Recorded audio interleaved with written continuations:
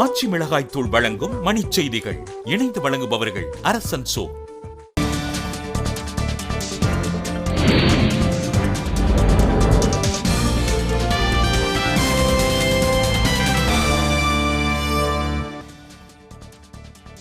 நாடாளுமன்ற கூட்டத் தொடரை சுமூகமாக நடத்துவது குறித்து வரும் 25ஆம் தேதி அனைத்து கட்சி கூட்டம். பிரான்சிடம் இருந்து விரைவில் 36 ரஃபேல் போர் வானூர்திகள் வாங்கப்படும் என அமைச்சர் மனோகர் பாரிக்கர் தகவல். தொடர்வண்டிகளில் குறைந்த அளவு கட்டணம் 10 ரூபாயாக உயர்வு நாளை மறுநாள் முதல் நடைமுறை.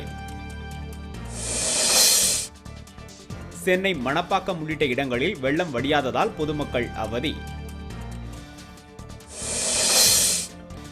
பள்ளி கட்டடங்களின் தரம் குறித்து ஆய்வு நடத்த அதிகாரிகளுக்கு தமிழக அரசு ஆணை. நீர்வரத்து குறைந்ததால் செம்பரம்பாக்கம் ஏரியில் இருந்து வெளியேற்றப்படும் நீரின் அளவு 800 கன அடியாக குறைப்பு.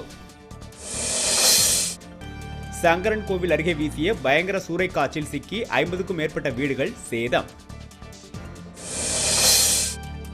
திண்டுக்கல் மாவட்டம் ஆத்தூர் அணையின் நீர்மட்டம் விரைவாக உயர்ந்து வருவதால் விவசாயிகள் பொதுமக்கள் மகிழ்ச்சி.